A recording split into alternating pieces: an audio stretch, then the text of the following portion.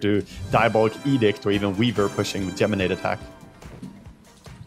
Well, we'll find out because we've got game number 1 off and running and smokes coming out from both sides. I like to see this because I know sometimes the SA teams do not opt to go for these smokes as we saw during the qualifiers. Little bit of a miss though right off the bat.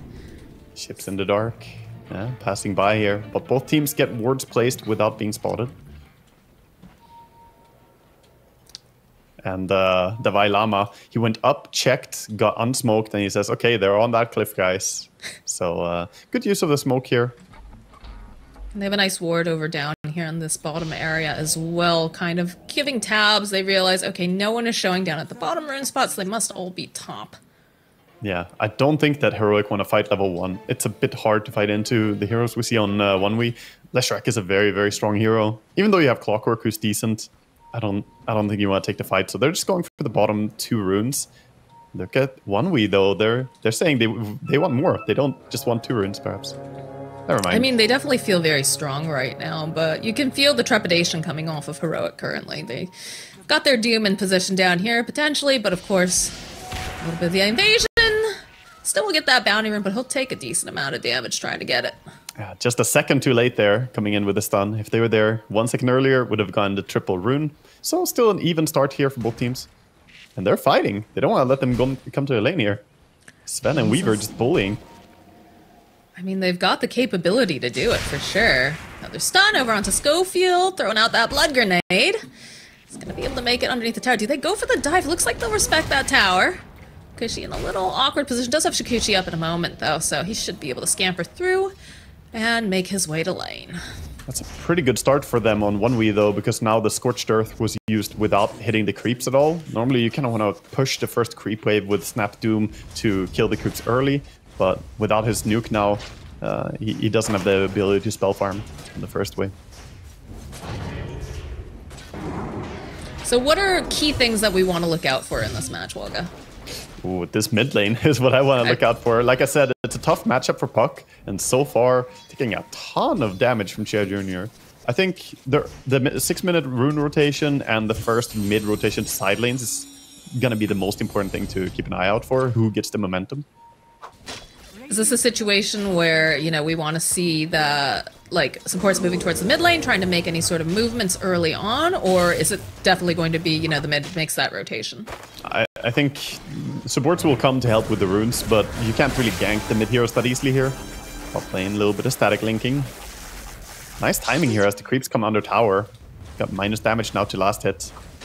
But no hero near him, so maybe he can get some CS anyway. Pretty quiet otherwise, though.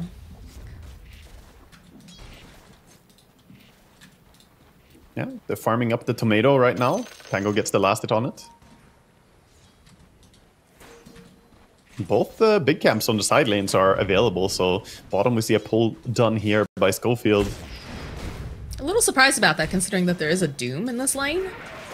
Yeah, he's happy to have Tornado here. I mean, it's not a fantastic creep. It's not as strong as some of the other small camps. Schofield. Looking like that's going to be our first blood. They're still going to keep putting these clicks off over onto Dalai Lama. I don't think he's in any danger of actually dying here, especially because they do not have enough for a Stormhammer, but definitely taking a decent amount of damage. Yeah, that was good kill recognition there. And you see Munkushi and Respect just finding the kill. Schofield has to be so careful. I wonder if he even puts a point in a little Shredder here, if he gets a point in Cookie just to have that safety, as he has been caught out of position there. He hasn't really made that decision yet again. Yeah, he's holding. A bit of pressure down. I think Cookie is better because they're Warcry as well. Yeah, he goes for Cookie.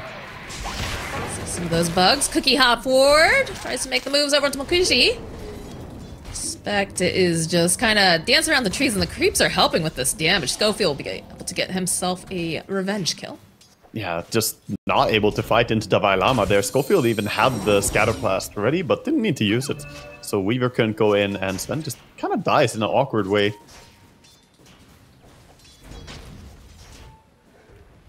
Let's keep an eye towards top lane as well. So far, it's going pretty well, I want to say, here for the Doom. Or for the Pango, sorry, against the Razor. This is looking like a dead Sweden strong, though. Go in with Cogs. Kill. And now Cloud Force to run. They do have that little bit of battery assault, but not really too concerned with chasing him down. Oh, big dive bottom. Trying to go behind here. Stun was used. He got the frost creep, so he has ice armor now on Doom. He's going to be incredibly hard to kill. Went down and found the ice armor, and that's going to be so good on this lane. This basically nullifies all kill potential from Radiant on this lane. It's that big of an impact. 5 extra armor is amazing for these heroes. Oh, for sure. Mid lane, though, definitely looks a little rough. Does get a courier snipe, which is pretty nice, but Analog maybe a bit too cheeky here. Does have a fairy fire. He's got the bottle, so he can heal up a little bit. But the CS definitely going the way of Chira. Yeah, he's leading. I think Puck is doing a decent job. Like I said, the matchup is hard, and he's sitting at 19-5 right now against the 25-11. So obviously he is falling behind, but I thought this could go even worse for him. So not doing horribly. Respect. Cookie hop forward. Needs one more hit there. There it is. Dwylum will clean up. They're taking a lot of hits back and forth in this bottom lane. Makushi is completely out of any sort of region other than that magic stick right now. See Puck rotate towards this bounty rune.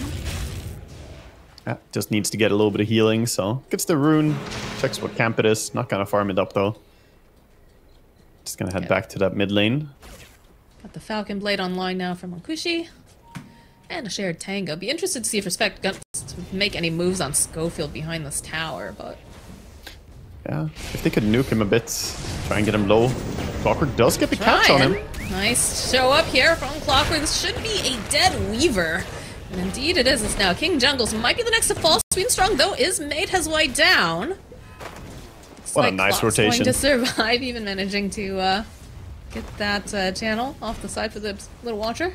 I swear I always get surprised by the cogs pulling in people now with this facet. Since there's a larger AoE, that means you have a bigger catch range with the cogs, and people are just still not used to it there. Weaver getting a little bit too close to him. Very nice wraparound from below. It's deceptive for sure. And again, another catch over onto Sven. Does have the Stormhammer to Violama making his way through. There'll be a little bit of a stun. Warcry coming in. Doesn't matter. This lane not looking great for 1v right now. Turn back around, put some pressure over onto Divine Llama, but like you said, that Frost armor now finds himself. King Jungle should be able to get himself a kill there too. So gonna go for a bit of a dive here with Chira. Chira joining in. Divine Llama not prepared for this. There's quite a few heroes behind this tower. He is so tanky. Though. He's gonna try to protect him, and like you said, like the ice armor helps so much. He's got 18 armor under tower, and of course he has tons of HP on the Doom, so not that easy to commit and try and kill him. Going back in. It's a risky one. The support TP coming in here as well, with King Jungles coming in, even giving a salve over to Doom here, making sure his HP goes up a bit. I mean, I guess on the bright side, this has given Analog a little bit of time to himself here in this mid lane.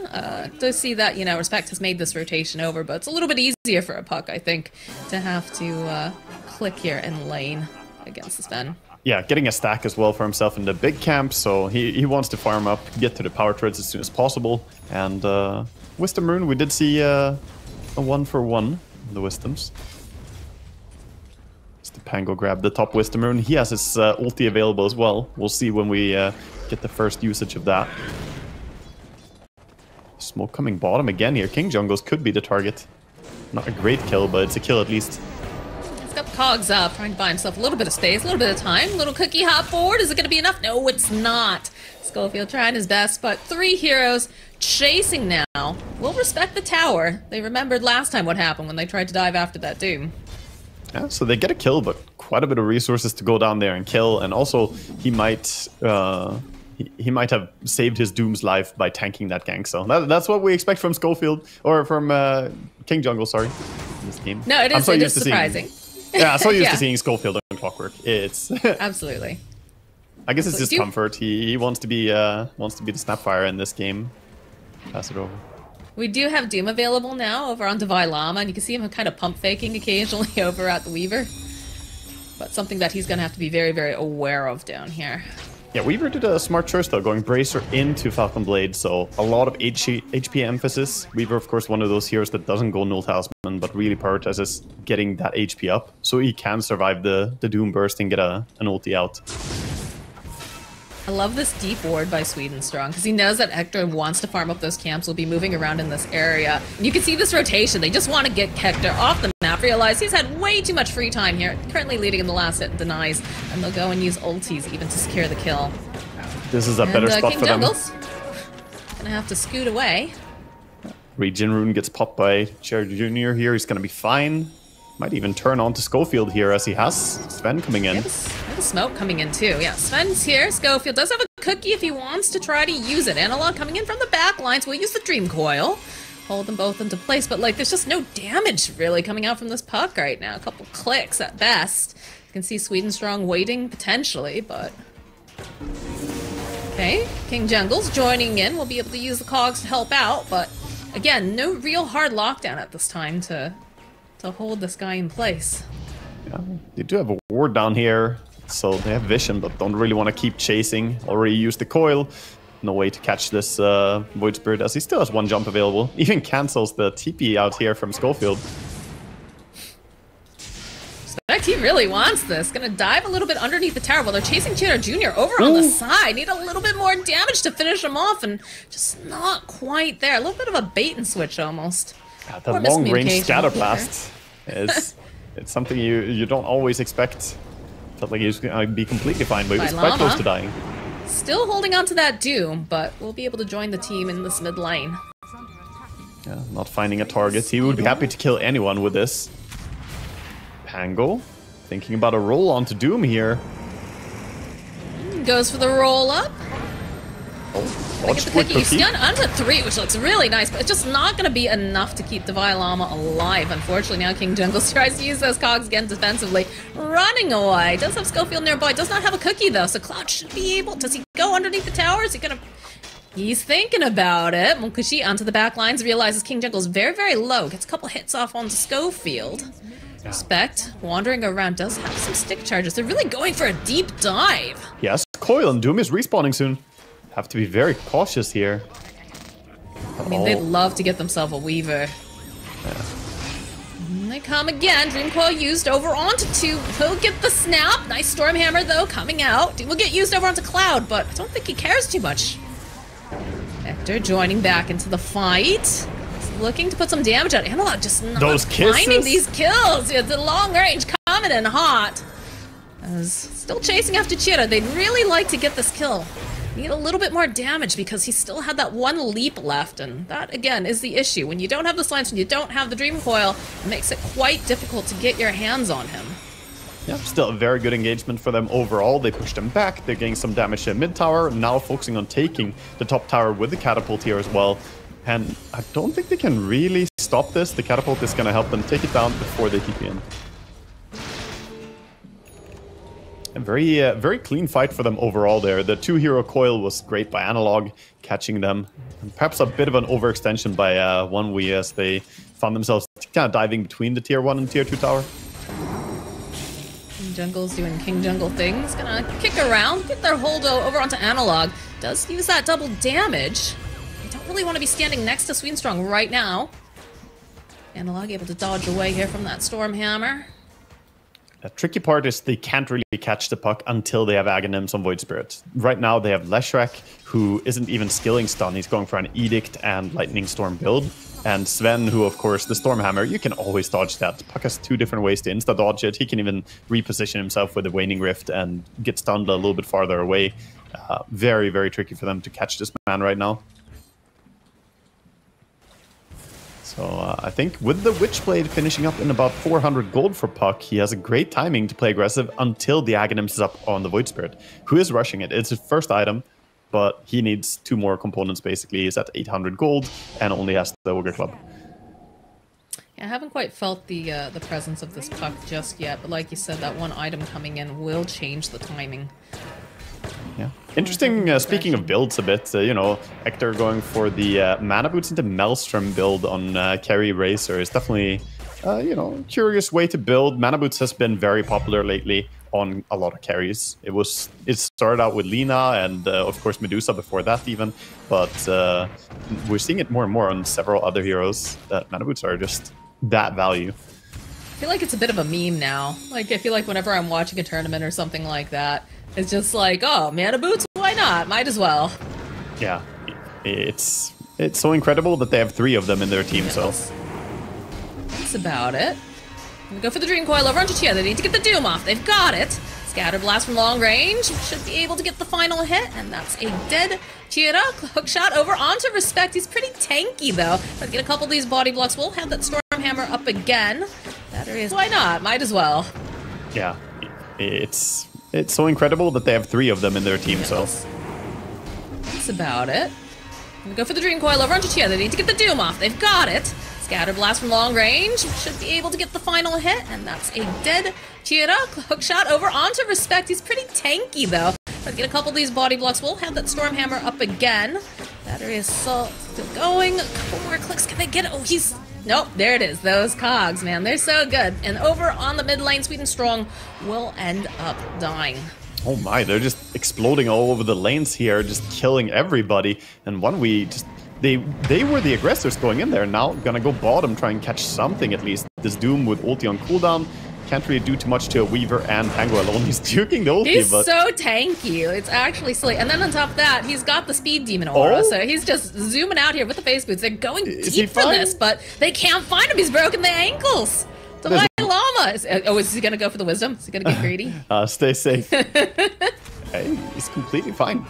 Also interesting is... Calculated. He's going back in now. He wants to eat a creep. He's got the rest of his team nearby. They've got the Mortimer Kisses available too if they want to try to take fight. They've got the hook shot as well. And he's just going to try to toss out one of these cogs. Dives a little bit deep here after King Jungles, but they dropped the GG tree too. Kind of missing a stun on Leshrac here. I feel like one value point wouldn't be that bad. It's a 1.7 second stun for 80 mana. They are lacking initiation follow-up here. You can always start with Tango rolling in or the Void Spirit jumping, but other than that, it's just the Sven stun to follow up most of the time. So what's the mentality on skipping the split Earth? Is there a specific reason that you think he... I mean, obviously there's a specific reason, but yeah, I'm curious as to, like, is it worth it? I've seen it more as a core build. I haven't seen supports doing this. I feel like it's too much value for me to really justify this, skipping it. But of course, it's more mana efficient to have, you know, 3 high-level spells than having 4 spells on lower level. But it's still only 80 mana cost on the stun. I don't know. I struggle to say why you wouldn't have 1 point in it. You could say that he needs the extra little bit of slow on the Lightning Storm. But I think 1 point Lightning Storm would have been fine. King Jungles goes for the hook shot. Nope, Chira. Spidey sense was tingling, but there's a nice blink dagger on Dalai Lama. The chase is on. The Doom is on Tierra. They need to just do a little bit more damage to finish him off, and it's looking like they're gonna be able to find it, as you can see Cloud now trying to roll on out. They have that Dream Coil applied to him. Now, bit optimistic on the Dream Coil. He gets out safely there, so at least everything was expended there. You dumped literally all the spells there. The only one who didn't pop an ulti was Razor because he didn't have his ulti available. Otherwise, he probably would have as well. Void Spirit really feeling the hate here and having a bit of a rough game before he gets his first item.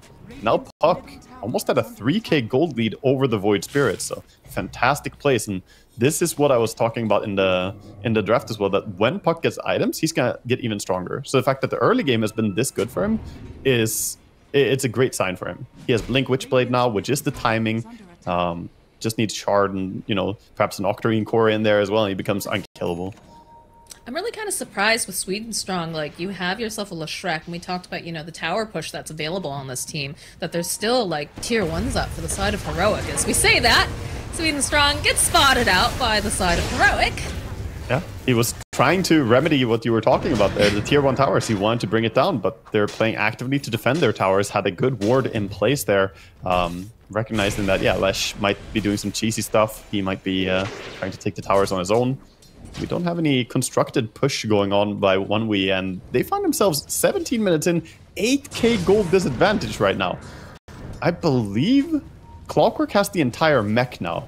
That is really nice timing for them as well, to have the mech already, and they have a Pavis on the Snapfire. The defensive items are coming in. Yeah, I mean, typically you would look at this team and be like, okay, yeah, you know, you've got a Doom, so it makes sense that they'd be ahead, like, with some of their net worth. But then when you consider the fact they've only really gone after Ector once, and then you look at these supports and, like, these are not poor supports. They really aren't, yeah. They're doing quite well. A lot of that does come down to the fact that they took 3 towers early on. They have been controlling the map a little bit better, so those bounty runes playing in a bit as well. Doom chasing top here. Has Doom in 5 seconds. His ulti almost available. Doesn't find the Pango. Go the other way. Looks like Cloud's gonna be safe for now. Yeah. TP is out. That's again though, a TP to base. You force some inactivity when you force the opponent to TP out, so not as good as kill, but still doing a good job of shoving him away from this area. Doom probably still wants to group up with his team and get the ulti on cooldown again. They've been doing a really good job of just using their ultis when they have them. I mean, right now, they're all 3 of the cores on top of the net worth, so I'm sure that Heroic are feeling pretty good right now, and like you said, this puck just gonna get stronger and stronger, and, you know, we look at this draft coming out for 1 week, and I love the ingenuity of it, but it's been really rough for Tira, because I feel like they just target him every single fight. I think quite a lot comes down to the early game bottom there. Those rotations bottom trying to kill into a very survivable lane with the Doom having the Frost armor. And then some other overextensions like mid we saw between the tier 1 and tier 2 tower. Perhaps playing a bit too cocky against Heroic, who have great combos as well. They have great ways to shut down the Void Spirit. We've seen it twice now, the coil into Doom. He just gets caught and can't really do anything. And without your mid laner, game is kind of hard. They're on the hunt. Smoke comes out from the side of Heroic. Everybody's pretty much left, though. Respect over here on the side. That's not really the player that they want, but will allow them to get into a nice position as the Razor pushes out. And could potentially get a pick off. Yeah, they're securing the bottom part of the map as well here ahead of the Roche moving down. So they already put some ward in a good position. And Clockwork. After Respect. Drop a ward so they can get that vision. Oh, hook shot just a little off the mark. They jump right in. They start just clicking away on Respect. It's a support, but top lane too. They found themselves Makushi. And it looks like they're going to be able to get that. They'll end up taking down Divine Llama, but they've already lost their position 1. That feels not great for 1v. Yeah, it's still a lot of gold that they got back for the Doom dying, so at least something, but losing your Weaver, he's the one that you're relying a lot on here since the Void Spirit is not having a fantastic game. And they're just making good plays over the map here, Heroic. They're really chasing 1v. We can even see them moving towards top now. They're kind of hunting them across the map all the way up top here. And we see a TP out again. Void Spirit does have his entire Aghanim Scepter now complete on the Courier. So they need something big out of this. They need a puck kill with the silence from the Void Aghanims. Right now is a good time for them to smoke up and look for this payoff for the item that he has worked so hard to finish. You can see a Tormentor taken first. Going straight into it. Really give the Wisdom Rune. Void Spirit can bottle it up. He's had a pretty rough game. I mean, he's still hanging in there, but like you said, that now is the time. Now's the time to see some sort of a smoke, see if they can get some sort of a pick off. The problem is that it feels like Heroic have been kind of rotating at least like with a buddy system, if not whole team recently. Yeah, and now both the supports have saving tools. They have the mech, they have the Pavis. Also, as well, of course, the ability is quite good for saving. Now we see Ector. He has his full BKB Manta style at 21 minutes with Maelstrom. This is an absurdly farmed Razor. He has not been part of that many fights, but he has been doing what we know. He's just one of the most efficient players you'll find. He knows his way to make gold.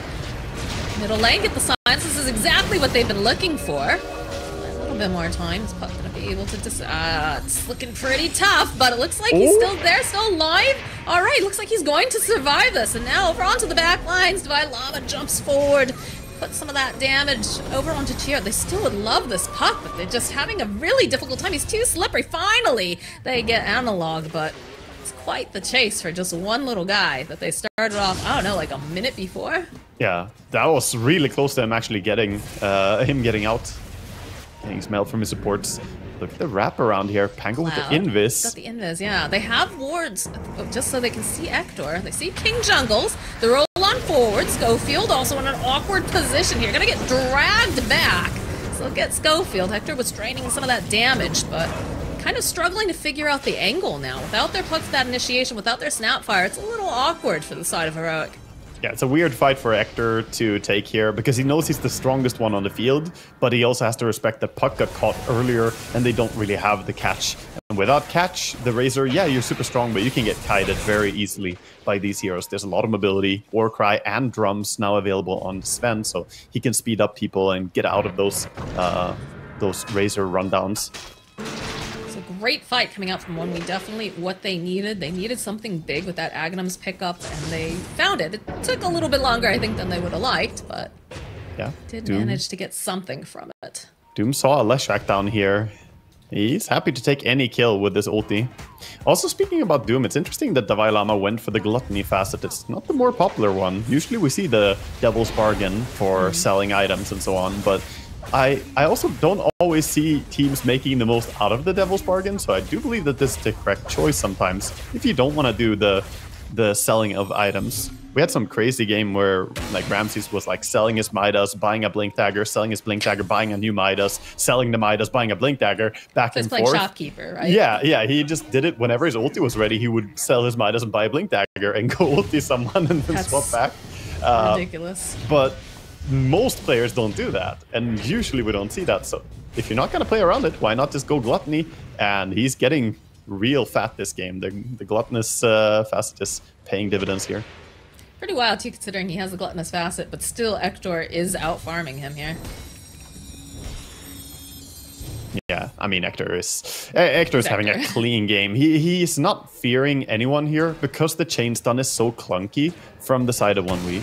Like, how do they ever kill him? They have to blink in with the Pango ulti, follow up with the Sven stun, and then Leshrac stun after that, basically. And it's not easy to do without him pressing BKB or Manta in between all that. And even then, I mean, it's 3,000 HP on him now. He has the Pupil's Gift as well, so tons of stats on this Razor. And I like it. He's adding a Mjolnir. He actually has the full thing. Dear God, he is a monster now. He actually has DPS now. Previous fight, he was just survivable. Now, he is actually gonna hurt. It's gonna be smoke on smoke action coming out from both of these teams. Curious if they're gonna go for this high ground, sit there. Yeah, you can see. Wandering into the side, probably figuring that, you know, Hector's farming, but no one is showing, so this makes it extremely spooky. Yeah, nobody pushing that creep wave. Don't want to give away the positioning. I think Razor might do it now. To push the creep wave. Yeah, they're gonna know, but doesn't matter if they know. They kind of claim the better position here. They have the Roche high ground on the portal, and now if you're 1W, I mean, you're just kind of offside. It feels weird. They play under their vision. Do you still take this fight, or do you just leave? Like, unless somebody gets real greedy and silly. They can fight under vision. So if they come to their cliff, Puck might get jumped. Yeah, Puck is indeed going to get jumped. They'll fall up. Good stun over onto Analog. They'd like to get him out of the way. King Jungle's pushed back here on the side. Hector, BKB is up, though. Chasing after Sweet and Strong. Nice hook shot coming in, but just not quite enough damage yet. So they chase after Sweet and Strong. He's drained quite a bit.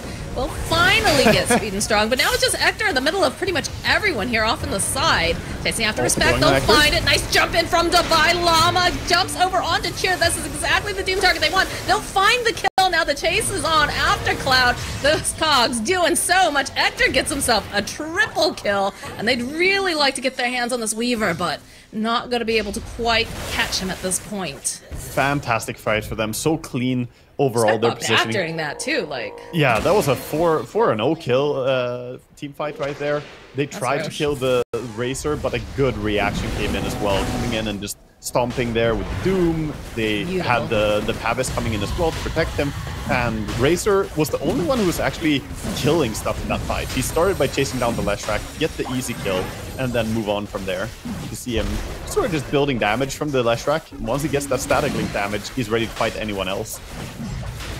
The long range kisses. Oh, yeah, that was a very hectic fight. Everybody was, you know, skirmishing. It was like 5 little team fights at once. I always feel like it's silly that Snapfire can shoot her, like, Mortimer's kisses from off the screen. Yeah, it's a very good range. The true artillery of Dota. Yeah. Radiant are scanning. I'm curious now. Okay, so a little bit of a scan here. Looking to see if Makuchi can grab anyone, but I'm missing the Gleipnir on this Weaver. I understand the Lincolns. I understand against the Doom you want to have a Lincolns because otherwise you just get doomed. However, Doom is just dooming over onto the Void Spirit instead then. He can still find a target in these fights. And without Gleipnir, Weaver's struggling a little bit to lock down his targets and be able to find those kills. That has been the continuous problem for this team throughout the entire game so far, is that 1W can't really get a hold of Heroic. They all keep kiting them. So what's the solution, though? Because I definitely feel like a Lincoln Sphere or some sort of protection is needed for this Weaver. Yeah, I think just maybe he could have greeted out the Gleipnir first and then back for the Lincolns. Obviously, that would put him at risk for the Doom, but it would give him kill potential as well. It's a trade-off. Ultimately, he went for the more safe item build, but also takes away their kill potential. And right now, Heroic, they're just thriving so well in these team fights. Nobody is really getting bothered by the kill attempts. I mean, that bottom lane was a disaster, though. Like, I can understand why he feels like he needs that. Sweden Strong is showing here in mid. I'm not sure if that caught him in vision necessarily. They saw the wave getting pushed out, but they're making their way top. Yeah. No vision actually put up here, which is a little surprising that they smoke over to the high ground at night without any vision. Yeah, they're just that feeling always seems like a disaster whenever I see it. It feels like they can do anything they want. They have the BKB on the Puck now as well, so he has a way to deal with the Void Spirit. In fact, yeah, and he has the Illusion Rune as well, so he can already dispel the silence. So he feels quite happy right now to take any fight, even into dangerous territory. I like Respect just farming the enemy jungle right now as a Sven support. He's just randomly running around here killing some creeps. You know. I mean, that's the only safe spot for him, really, because you know the fact that Heroic is all over your jungle. Yeah, it's the only safe spot. However, it also does signal their level of activity right now. If your Sven is just farming the enemy jungle, you're not really making moves right now, because he's sort of a key part to them facilitating any ganks. At the same time, we see Sweden Strong trying to rat on mid lane, get whatever he can. Probably the next creep wave gonna get cut there. They're gonna lose the mid tier 2 tower to the Razor though, who with a full Satanic is now just continuously building up to be this unstoppable force. Yeah, Kyoto's working towards that Manta style, and like you said, we're gonna see the Gleipnir pretty soon here for Weaver, but they also have to be mindful about buyback too. Yeah. The thing about Gleipnir is it's sort of a timing item though. The more dispels come into the mix, the harder it is to get value out of a Gleipnir. And right now we already have tons of dispels coming out. We have BKB on Doom now as well. So everyone has solutions. I mean, Razor's running around with 3 dispels, so he can easily either Manta, Satanic, or BKB, whichever he prefers. So my question is, how do they slow this down right now? Because right now, Heroic knocking on the door. You can see that there's been some like waves being kind of pushed out and cut, but how do they survive this I think assault, they're Waka? just giving up the top lane, but all the tier 2 towers are gone, so they kind of have to take a fight sooner or later here. But yeah, their only objective is cutting creep waves. So they cut every single lane. So this is all they can get. They can push this barracks, and soon backdoor protection will set in. So they will get the range racks, but they will not get the melee racks, I think. We'll see here. Yeah, backdoor protection is up, so now they have to back. Heroic can't actually get any more objective. We're seeing a horde of rats, Moxie. That's all we see. 1W just trying to stay alive here by cutting the creep waves. We'll take the Radiant Torm. It's going to be the shard for Divine Llama. That's Scorched Earth. Yeah, a little bit more healing coming in. Clock's got that jetpack. He sees Respect. Go grab him up a Sven. Analog joining into the fight now too. He's not getting away. The poor man. He's been jungling over here for a while, but he's gonna go down. Even a coil used just to secure. He doesn't get to move. Meanwhile, the support that just died, we salute you for. Yeah, thank you for your service. Thank you for your service. As the rest of the cores are farming somewhere in the map, we see double jungling on the bottom part of the map, and Void Spirit at least pushed out the mid creep wave. But yeah, this is just trying to hold on. 19,000 gold lead and building. 20 now. It's going up by the minute. I mean, little shred of hope, right? Is that we're going to see the Agnum Scepter soon for Cloud, which will be big. And there is the Gleipnir finish now for Makushi.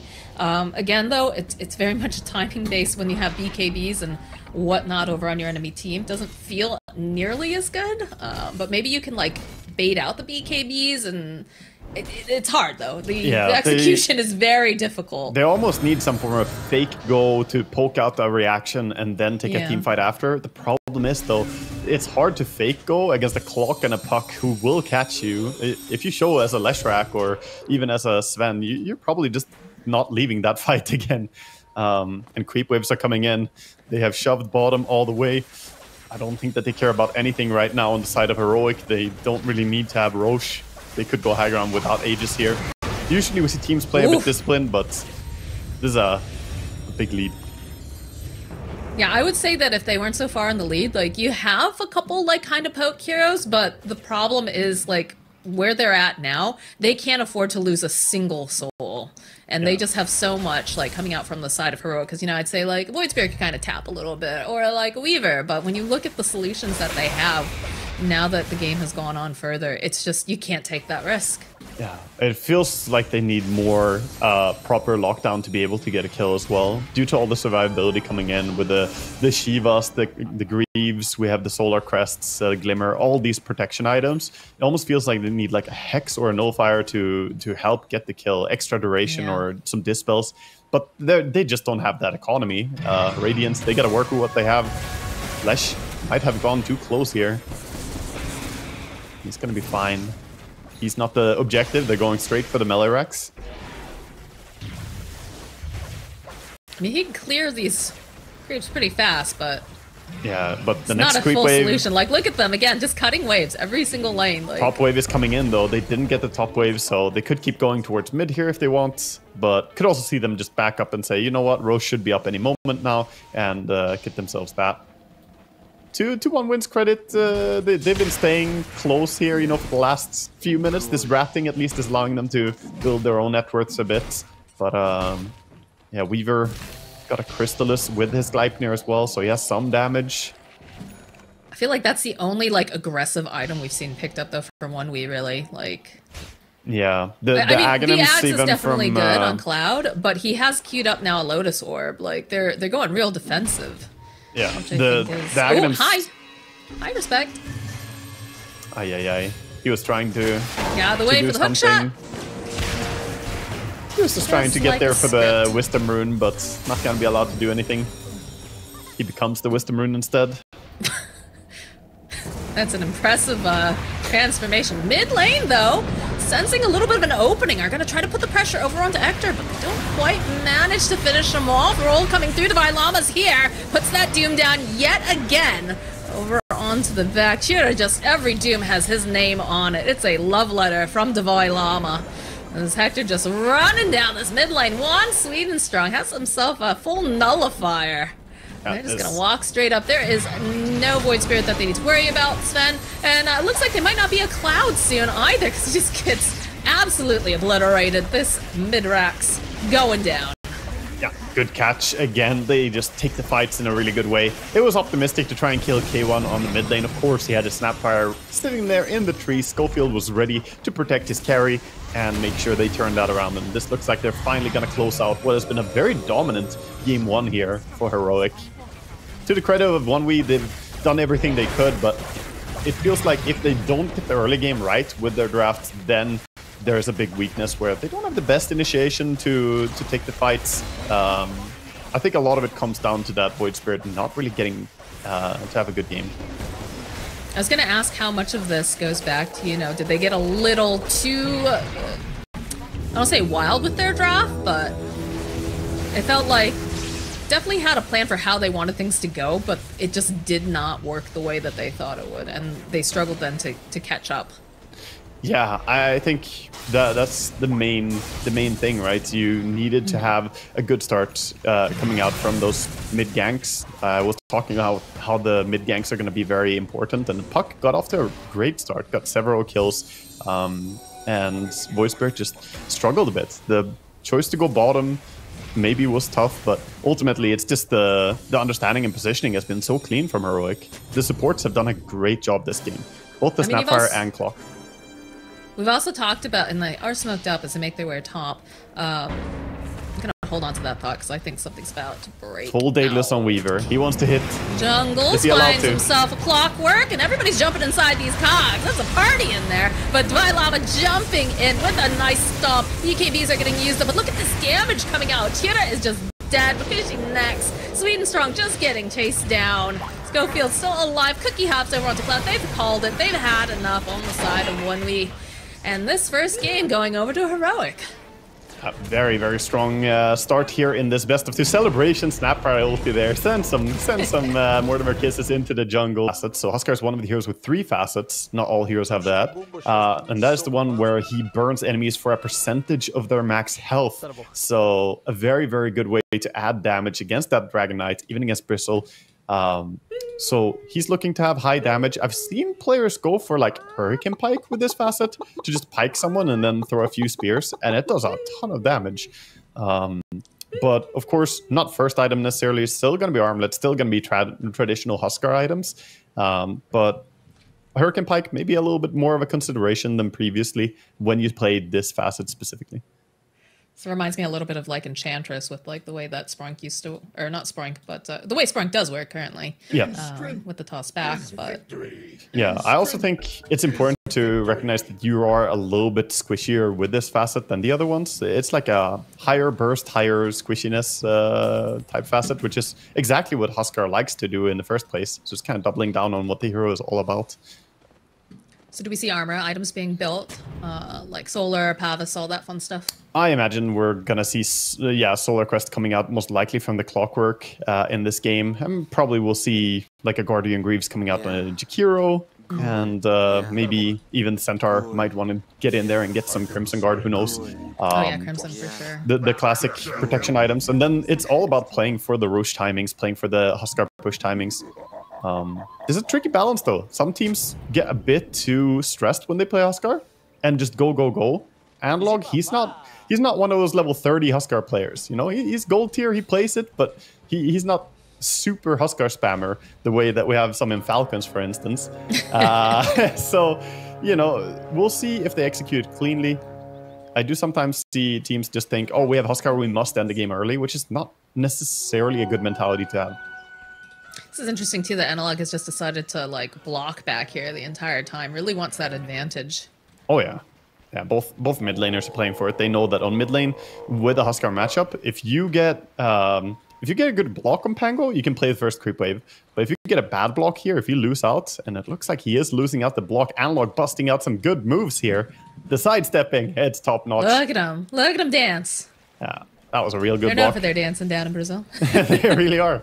Oh no, this lane, this And is it not how begins. you want it to start. You can It see. begins. Who's the key player then on the side of 1v here? Because, you know, all eyes are on Analog right now, just because it's fun to see the Huskar, but who is the key component that's going to unlock this draft for the side of 1v? I think it has to be Sweden Strong and Clouds, the two of them together here. What can they do? They need to get a good start. They need Bristle to have some game here, because he's going to have to create space for this Pango to get back into the game a bit. Of course, once Pango gets level 6, he can still do things, but this lane gets ugly fast. Like on level 3, we'll see how it snowballs here. So is it enough for, you know, Cloud and Sweden Strong to just have a decent laning phase, or do they need to shut down Ekdor pretty hard? I think they need to get some kills. That's what I believe. Are they equipped to do that, do you think, with what they have? That's my other question. Yeah, I mean, I could see Jakiro getting a little bit too far out, and Bristleback does have a lot of damage in the lane here. Meanwhile, bottom lane, we haven't talked about it so much, but we have the Clockwork shooting out the cogs here, just burning some mana. It does a surprising amount of damage too. Like, Yeah, it's once like it's demoing maxed, this hero. it's a lot. Yeah. But it can do quite a bit. It's wild. Yeah, if you get to level 4 on it, it's 275 damage per cog that he shoots, and he can shoot you like twice or maybe even 3 times in some situations. Look at this, just keeps tossing it out over Makushi. This poor man is being pinballed around. Cannot do much of anything. Like, Yeah, they're gonna try and go now Set though, up. with cogs on cooldown. I don't know, he's so tanky. Like, what? Okay, you get a little bit of harass, but you gotta be careful with your positioning of your Shadow Demon, too. So again, you've already got Power Cogs back up again on Schofield. He's just gonna keep doing what he do. Yeah. And going back to mid lane, looking a little bit here, the Pango is 7-0, 10-7 already on the Huskar. So the banner creep was missed, and Cher Jr., that is a lot of damage, sir. Ooh. Yeah, we said it during laning stage. This is one of the cheesy things that can happen if you pick something like Ember or Pango on mid lane. You can get last picked Huskar, and it's the worst nightmare as a mid player. Easy papa for Analog. This poor player, I feel like he's just hasn't been able to have a comfortable game in this entire series, right? They just constantly are jumping at Tira. They're always, you know, trying to shut him down with the Doom in the first game, and now he's got to deal with the Huskar. So I feel like there's a lot of pressure. Like, you guys, meanwhile, bottom lane, respect. He's gonna get poked here by Schofield. Yeah, I was calling for the thing that they needed to change into game 2 is that they needed to have a game on their mid laner. I don't think that's the case here. It's gonna be rough. Respect is gonna be fine bottom on the Shadow Demon just walking away. Silence is skirmishing, but nobody really going down. And yeah, we saw like 1 CS the last minute here for the Pango. He got 7 CS in the first like 3 creep waves, and now he's just not even allowed to touch the creep waves. This is the saddest Pango I've seen in a while. Banner creep after banner creep dying. And he doesn't have boots, and the Huskar does have boots. So anytime he steps up, the Huskar goes in for a little bit of damage on him.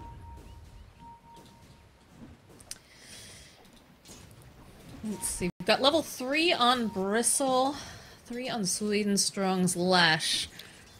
Oh, Swedenstrong Swedenstrong committing. Trying to put the pressure over onto King Jungle. Swedenstrong maybe just a little bit too low, but he does have that wand. So King Jungles, this is exactly what they needed. They needed to have him be a little bit out of position, just like that. Yeah, that was a good bait by Swedenstrong. He had a lot of Magic Sticks charges. He had 8 of them, so he played close enough to his lane partner as well. Bristle could come in and help him.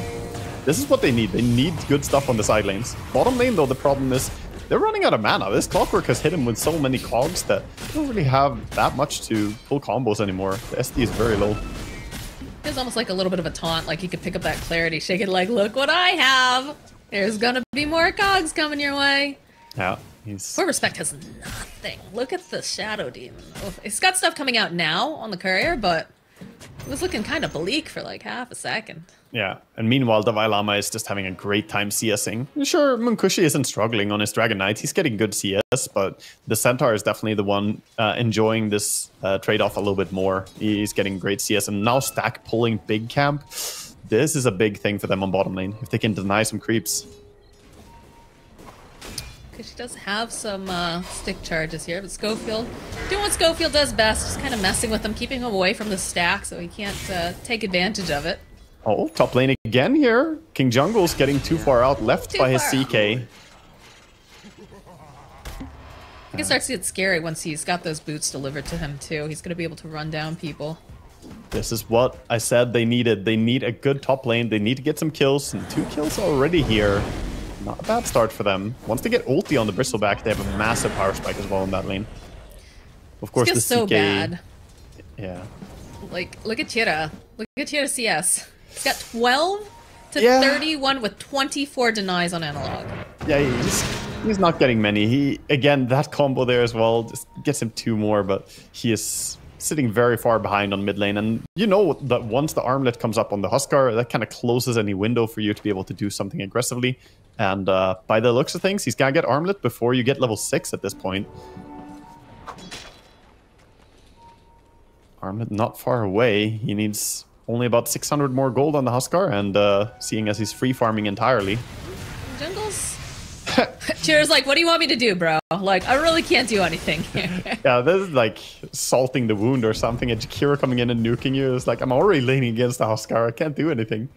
I feel like Swedenstrong's like, come on, let's do so. He's like, nope, nope, leave me alone. Let me just hit these creeps. I'm not throwing away Schofield my too. life, because got that shield rune for the Huskar, so...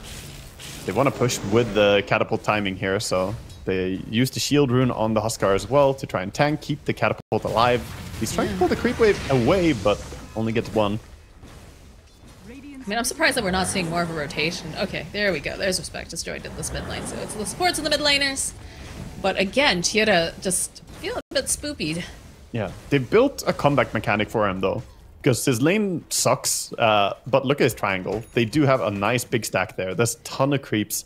If they can get that for the Pango later, that can help him recover back into the game.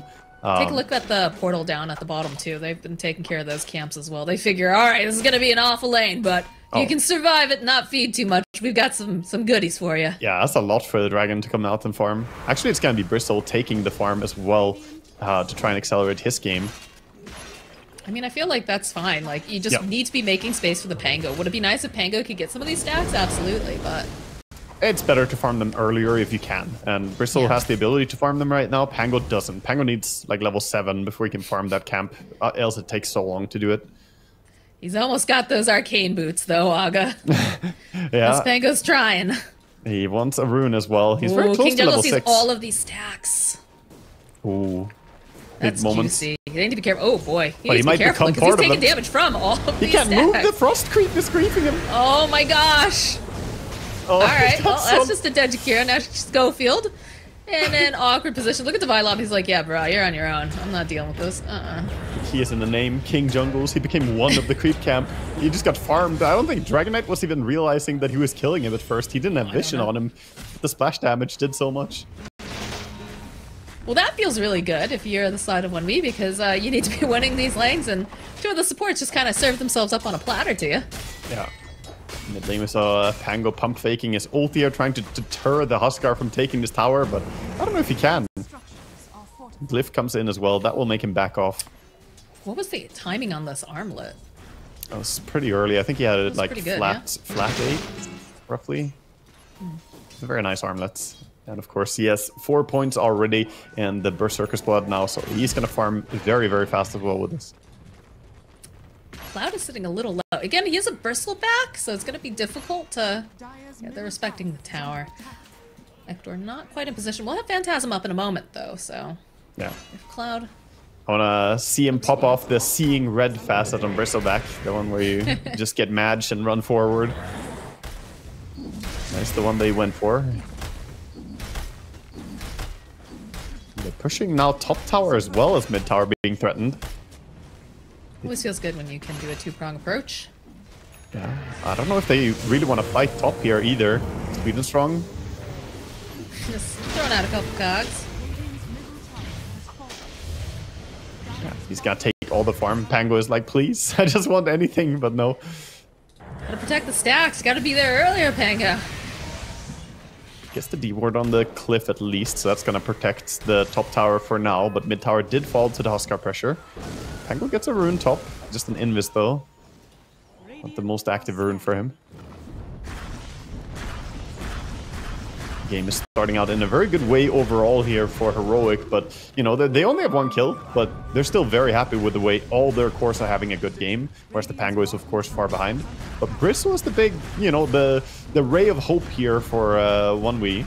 They are getting an early Aghanims on him. Playing around that is going to be very key to their success.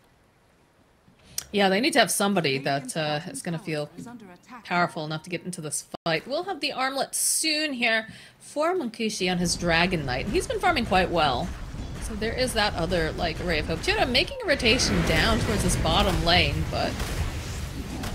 Oh, he's going to get a kill on Sweden Strong top, and at the same time, Vylom is just going to pull himself back. Yeah, he was trying to push the creep wave so that he doesn't lose his top tower, but he loses his life instead. Bristle is going to be able to defend now that they already committed some stuff.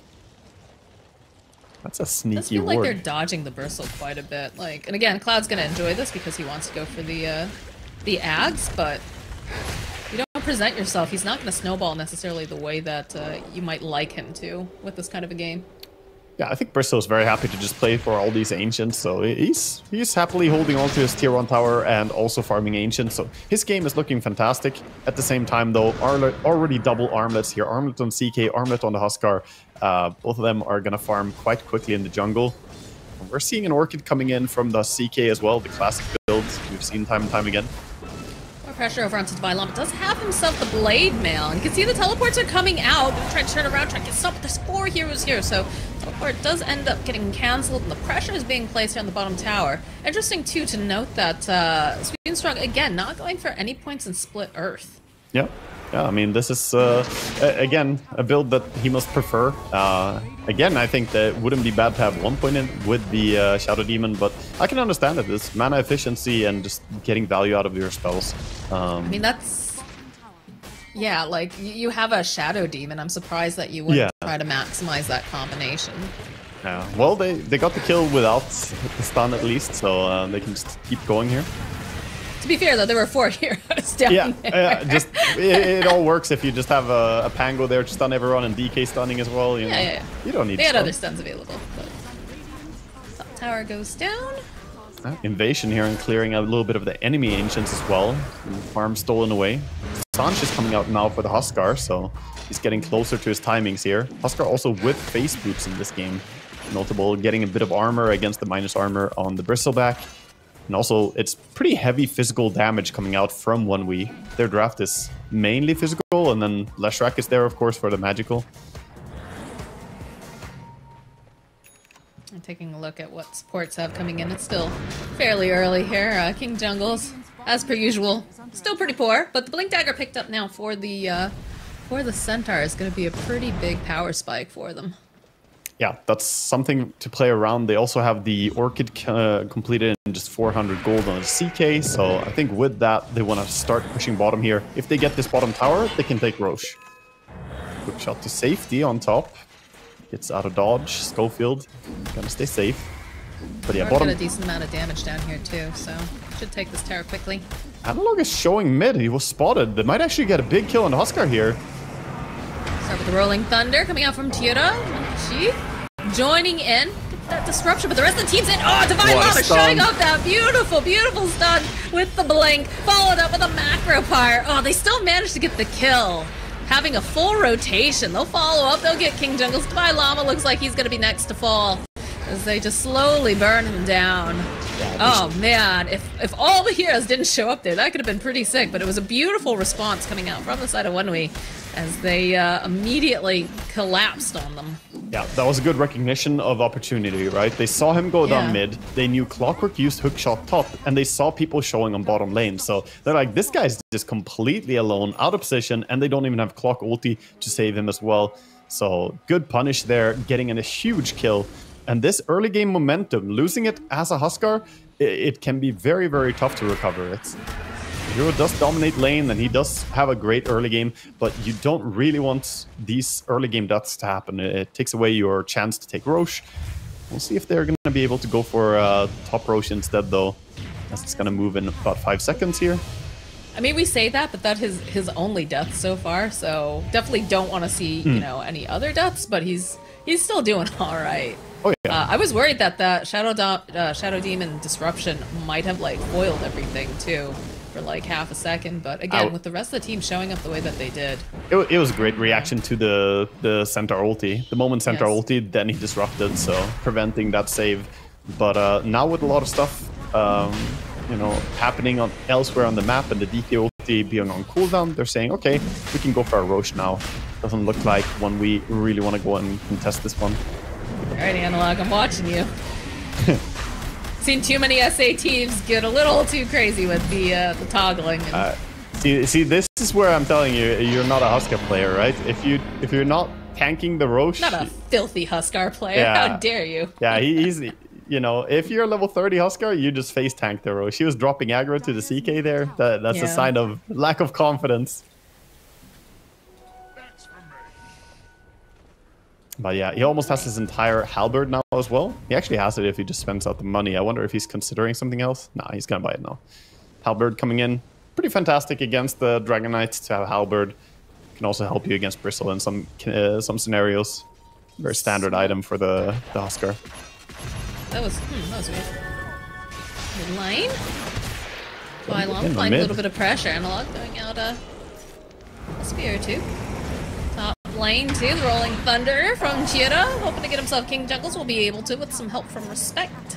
And that double damage feels real good right now. Rest of the team not really in position to deal with this. Yeah, just really nice deep catch there, getting a kill. And this is going to help them as well take that top tower. Munkushi wasting no time.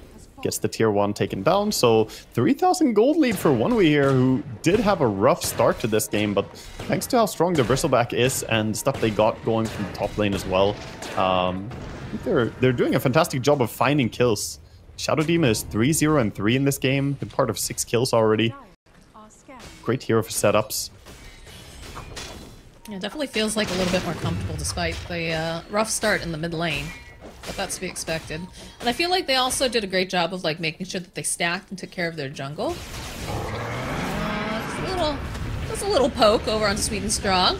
Llama has the blink available, jumps forward, finds Sweet and Strong, finishes him off. Now Cloud needs to be careful because he's a very tanky boy. Nice little bit of an ice path here from King Jungle's trying to kite. Ooh. It's gonna be the Aegis that ends up getting... Yeah, all the quills. I think he tried to toggle there through it, but the quills hit right at the same time. Yeah. Can be tricky to toggle against some of the stuff on the Radiant team, but they got at least one kill. The Aegis lost already, though, means it's dangerous for them to siege up a tier 2 tower. Ideally, this Aegis would have been allowing them to extend their map control here, but now 1v, they can happily defend if a push comes in. You can see that Sweet and Strong already teleporting down to the bottom lane. A little surprised if we don't see more vision down in this portion, although they do have one over by the mid tier 2. So they're positioned where they want to be able to move. Yeah, I mean, the Heroic are set up to play the bottom part of the map. Right now, they're just completing some items, I guess. They have Clockwork and Entire Orchid coming out, so they have double Orchids at this point. And there's no Dispel on the Pango yet. There's also no Dispel on the Dragon Knight yet, so they have pretty good timing to take fights here with the double Orchids. At the same time, the defensive items are up for the team of 1v. They have Pavis on the support, they have Mech on the other support.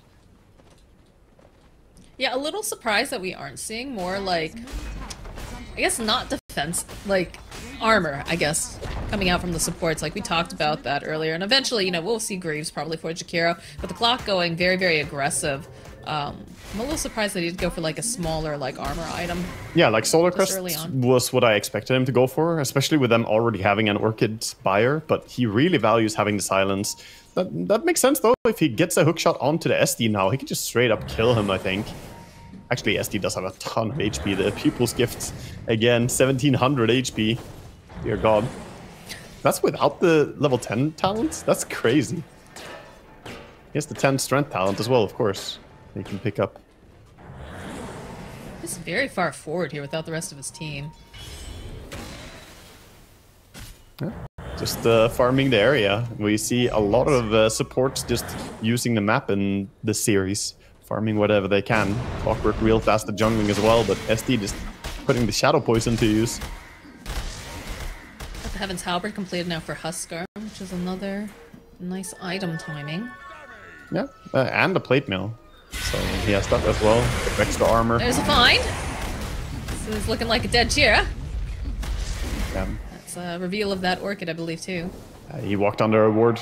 That's, you know, the bottom part of the map is very warded right now by Heroics, so it's dangerous for anyone who goes down there by 1v. He was playing the dangerous area, the rest of his team is farming safely, the Dragon Knight is working on his timings. They want his BKB, it seems like. That's gonna be the big timing for 1v. He is at 700 gold, needs 700 more for the recipe. Bristleback, I think, also has the entire... Does he have the entire... Yeah. I think he's one energy booster away from his entire Bloodstone now. So, very, very close. Sadly, no disassemble on the mana boots anymore. Else he would have the entire thing. That still trips me up even today. Right? Like certain items, I'm just like, what? Oh, God. Yeah, it's no longer built like that. No, it's not. In position, Wisdom Rune. Potentially seeing a Tormentor get taken. It's like it's on the minds of both teams here, a little bit. Yeah, it's going to be a good Tormentor take. Scary for King Jungles, drops quite low, but they're going to get the jetpack over on Clockwork, who immediately uses it to celebrate. I love the addition of this. Everyone was like, oh, that's so silly, you know. But, like, we've seen some really cool plays, especially Schofield. I think I remember, like, one game where he was playing, and he just, like, zipped around Medusa chasing him the entire time. Yeah. And he had just, like, gotten it or something. It's like, it makes some cool stuff happen. It's a very fitting facet for Clockwork, and it's very powerful, and it's funny how it has the drawback of you not being able to, like, manually just say, oh, I don't want to go here. You have to, like, ult me out of it. You have to stop it somehow. The guy just flailing around with his jetpack. I always really like Clockwork's kit. Yeah, we see Huskar farming what is the dangerous area for him now, staying under a ward on top.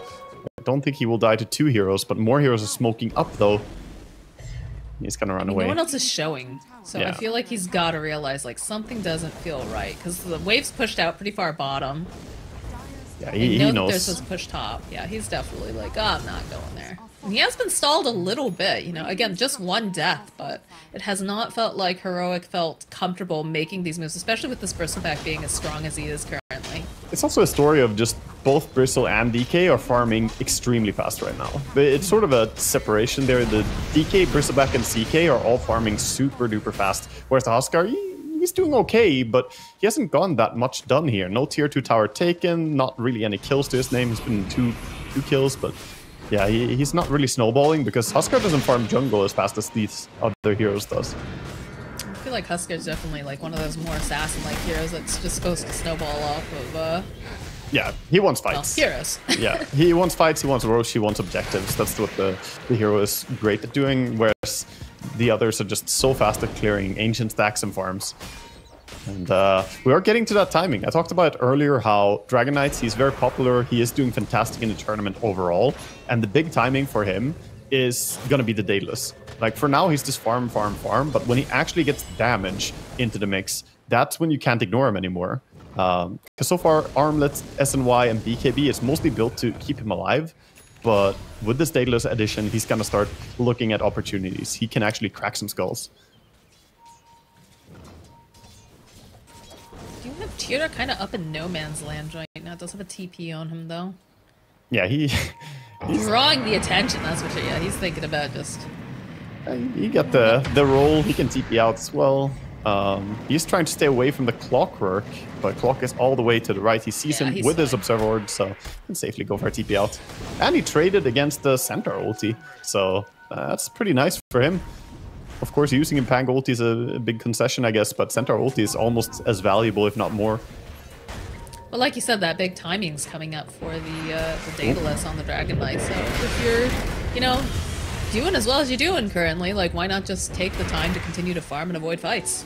Sweet and Strong got a D-ward, but stuck around a little bit too long and then quickly gets taken down as well here. Gonna be accelerating the CK farm. Summon Kushi's courier got taken down, but he does have his Crystals already. Yeah, already delivered, so not really a problem for him. It's gonna respawn in time as well for him to get his Daedalus completed. I think he has 2 minutes. He needs 2,000 gold. Oh man, did you? So I was, you know, doing my research as one does. There's a entire like dating anime simulator for 1W What? on YouTube. I don't speak Russian, but it looks incredible. Like it's wild. I don't know why I just thought of that. So but can you date the players? What's the thing? you're literally playing as a character who is going on like not necessarily dates, but like meeting all of the players, and each one like one of them is from One Punch Man, one's like dressed as Luffy, like What on earth? it's wild. Yeah, I don't again, and there's no subtitles. Like it's very cool content. Even better, I'll play it without knowing anything. Well, you can't play. It's like a video, like Oh. someone, you know, pretending to play, but Damn it! I wanna date these players. I want to see. Yeah, I want to see what they're all about because a lot of the one character's like, no. We see a little move towards Roche top here. Roche is up and available, of course. So smoke coming in from Heroic. You can see that Cheer's not with them though, so if they can get a grab on like this bristle's hard to kill, but not if you have like a lot of okay. I can do a little scout. He's a Walk right past Cloud. Yeah, he's a very dangerous target. They need CK or Huskar, else the three of them can't do anything to a Bristle. Respect. SD. Oh, Cheer is here. Uh oh. All right, all right. They're now grabbing up the SD. The Rolling Thunder just kind of rolling around in this corner. Not an optimal spot. The rest of the team, though, they're here for 1W. They're looking to fight. Kira rolls around on the back line. Savine Llama seeing an opening. Jumps over onto 2, but he is very much alive. Swedenstrong taking a lot of damage. Divine Llama dies to Swedenstrong. He was still alive, but in comes Schofield. He was hoping to potentially get something. The fight is split up. See Analog just giving the clicks off over onto Respect, turning their attention now to Cloud, and he's so dangerous. It's very difficult to take this man down. As Analog, oh, is he going to be able to the survive? Bloodstone. No, he ends up dying. They will get the kill on Cloud. And Ector, he is left alone. This BKB duration just about out. Was stunned up. Needs to get out of there as fast as possible. Does hold on to that Chaos Bolt. Might be... No, they have the damage. They have the chase. And they will end up losing Ector and go right towards his Roche pit. Man, that looked like it could have been a good fight for Heroic there, but Dalai Lama, I think, making the first sort of mistake throughout this series, actually, so far, that I want to say. He popped his ulti after he already blinked and initiated, and he was a little bit disjointed from his team there. Just got picked off while his friends weren't even that close. So he could have ulted quite a bit earlier there. He had it available, but his team just didn't really have a chance to join him as he didn't speed them up. I think that fight became a little bit awkward when they stretched too far. And we see the tankiness. These heroes are not easy to kill. Well, apart from perhaps the Leshrac, he dies pretty easily.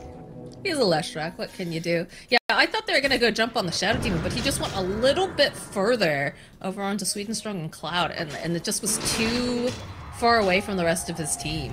I like the jump on the backline because SD already used Disruption on himself, so you already kind of forced out what the SD is supposed to do in team fights. Now he only walks around doing a Demonic Purge. That's basically his life.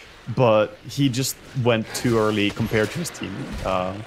But still, the fight is going to be extremely favorable here for one win. So they now have Aegis on the Dragon Knight, who already hasn't died a single time this game. Daedalus in hand, 2.6k gold as well. He's not too far away from his own Assault Cuirass. Might even get his before the Huskar, who has been working on it for a while. So, like, what's the solution with dealing for this Bristleback? Because I'm looking at, like, itemization, and we're not really seeing anything just yet. They've got Shivas, that's it. But, yeah, they need more. And it's kind of tricky. They don't really have a natural Skadi buyer. CK doesn't love buying an Eye of Skadi to try and counter the healing. At the same time, you can't buy it on anyone else. But they don't have a Spirit Vessel in this game. I thought that Clock would have gone first. I mean, we have the Orchid, which we both were like, oh, okay, you know. Yeah. That's a thing, but also, like, would it have been more valuable if they had gone for something like that? Especially because you know what a big issue that this Bristleback is going to be in this mid-game. There's an argument that maybe Solar Crest and Vessel would have been a stronger option than Waze going for the Orchid and the Lotus, but so far, Schofield not having a fantastic game here. They're trying to go for a backstab here.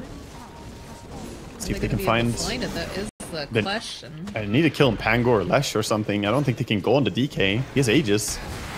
They're going on him. Yeah, alright. Well, putting out a little bit of damage over onto Monkushi. I mean, he shrugs it off. Spread out fight, because Schofield on the top. It's hard to get a full picture of everybody as they move around. They're still smoked on two of the heroes over here. DK ulti is out, so they just want to disengage here. Hookshot coming in hot over onto Cloud. And again, I don't think that's who you want, because Divine Lama goes right onto the back lines. We talked about this. They're going to stun up, try to finish off the Shadow Demon. They'll fight it. Swedenstrong sliced into pieces. And Divine Lama, he's taking a brunt of this damage, but he had that Blade Mail, so he's able to dish some of it back. Hector finding Cloud. He's so gosh darn hard to kill, though. He's so tanky, and these quills will just end up absolutely destroying Analog. So dragged back here. Cloud turning his back. They need to get in front of him. They need to get their hands on them, but Respect is here. He bought back to try to save him, as they'll be able to take him down again. When Kishi Schofield Hill's going to end up dying, and it's just proving to be too much of a hassle. They're not going to be able to do it. They get K1 Hector. King Jungle's flapping those little wings. He wants nothing to do with this, and he's going to end up falling too. Oh my god, what a wonderful fight for 1v. Yeah, that was beautiful. It was a good start to the fight for Heroic. They got a really nice jump with the Centaur, followed up with an Ice Path as well. They got both the supports there and killed them, but that's all they can kill. They cannot bring down this Bristleback without the anti-healing from something like a Spirit Vessel. They just don't have enough. The Shivas, yeah, it does something, but you just can't kill any of these big fat cores. Even the Pango is, you know, a little bit too tanky now with the Manta Style and the Pine Chill as well. I think, yeah, we're seeing the result of the itemizations really kick in here. The Bloodstone is doing so much work for the Bristle. I feel like they just didn't respect the Bristle, like, is a lot of what comes down to, because, like, they looked pretty good early on, but, you know, Cloud was very patient. Cloud knew his time was going to come. They did it, you know, and I would say also that Chira was very, what's the word, even though he suffered early, like, he knew that his Bristle was going to be, you know, a big issue, and DK as well eventually, yeah, but they just had no itemization against this Bristle, and that's kind of wild to me. I don't know. It's a lot of things, though. It's also the fact that they went on the DK at first. They were on the high ground and lost their Phantasm Illusions. It made it tough to take the fight overall. It was... But, like, look at this Bristle. Look at him. He just literally sits there, quilling Yeah. the entire time. You know the analog's gonna probably not be able to toggle all of that. And the Stuns them. They disruption. buy back too for the. They're like, all right, just in case, and you know, Respect does die for it, but absolutely the right call. Yeah, coming in there, buying a little bit of time for Bristle to, you know, disengage. He was under stun from the Frost Path. Bottom we see DK getting jumped again. He does have 10 seconds on his Aegis. Oh no, Jared Jr. Oh, that's a feature. Yeah, he found a nice little spot to get stuck. Little hole in the ground. He just timed out. Centaur in position to jump from the high ground. I don't have the clock though. Nice back. Okay. Bylom in a great position here as Hector jumping in over onto Monkushi, followed up with a nice stomp. And again, they're just kind of split with where He's they're melting. falling. Hector's just getting chased down. Hector just immediately dies. Cannot have that happen. As now, Analog, he's got his BKB up, but it's still proving that he just doesn't seem to be able. Yeah, they'll go, they'll have to stampede out, and King Jungles is already dead. Analog hoping he could get out. He is not going to be able to. One way no just way. running over them, and they call GG. They realize they don't have a solution for this Bristle. They're not going to have one for a while, and everybody else has just been riding on his shoulders to get to this point, to get big and strong. I mean, both the Bristle and the DK just had a perfectly clean game here.